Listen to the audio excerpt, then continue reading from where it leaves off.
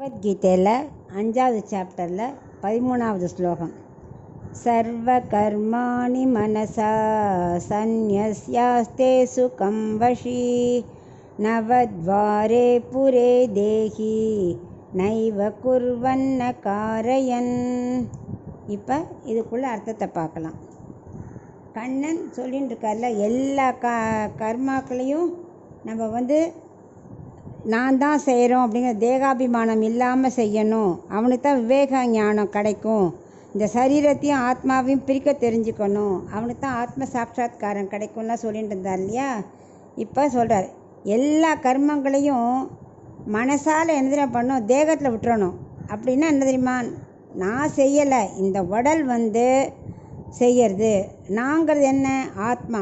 நான் செய்யவும் இல்லை, என்னை செய்விக்கவும் முடியாது. ஆத்மாவை யாரை செய்ய வைக்க முடியுமா, செய்ய வைக்கவும் முடியாது. நான் செய்யவும் இல்லைங்கிற அந்த மனசில் அந்த திங்கிங் இருந்து, இந்த தேகம் என்ன அனாதி காலமாக அந்த கர்மாவை செஞ்சதுனால அது மாட்டு செஞ்சுன்னு இருக்கு அப்படின்னு தேகத்தில் விட்டுறணும்.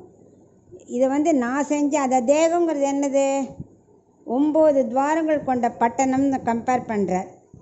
ஏன் தெரியுமா இப்படி சொல்கிறார், ஒரு பட்டணம் இருக்கு இல்லையா, அதுக்கு 9 வாசல் இருக்குன்னாக்க அப்போ நிறைய வழிகள் இருக்கும்.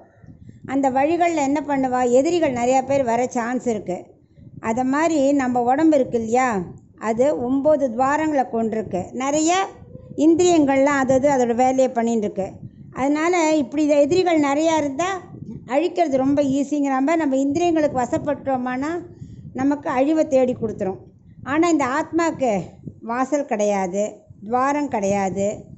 அதனால் இதையும் ஆத்மாவையும் உடனே அவர் கம்பேர் பண்ணுறார். 9 துவாரம் இருக்கிற உடம்பை எப்படி மெயின்டைன் பண்ணுறது கஷ்டம். பெரிய உடம்பு, ஆஜானுபாகுவான உடம்பு இல்லையா. அதுக்காக ஆத்மா அவ்வளோ பெருசாக இருக்குமா, ஆத்மா என்றைக்கும் சின்னதாக தான் இருக்கும். பெரிய உடம்பை பாதுகாக்கிறதும் கஷ்டம். ஆனால் சின்ன ஆத்மா ரொம்ப ஈஸி. அது வைரக்கல் மாதிரி, அதுக்கு மதிப்பு ஜாஸ்தி, ஈஸியாக பத்திரமாக கேரி பண்ணுறது ஈஸி. இந்த இவ்வளோ பெரிய உடம்பு இருந்து அதுக்கு நம்ம இம்பார்ட்டன்ஸ் கொடுத்தோம்னா அது நமக்கு தாழ்ந்த பலனை கொடுக்கும். ஆனால் இந்த ஆத்மா அதில் மனசை சிந்தனை பண்ணோம்னா ஆத்ம ஞானம் வளர்ந்து ஆத்ம சித்தி கிடச்சி ஆத்ம சாட்சாத்காரம் கிடைக்கும். அதனால் அது ரொம்ப உயர்ந்ததுன்னு இந்த ஆத்மாவையும் இந்த உடம்பையும் சேர்த்து அவர் கம்பேர் பண்ணி பேசுகிறார். அதனால் இந்த உடம்பை காப்பாற்றுறது ரொம்ப கஷ்டம். அதில் இம்பார்ட்டன்ஸ் கொடுக்கக்கூடாது.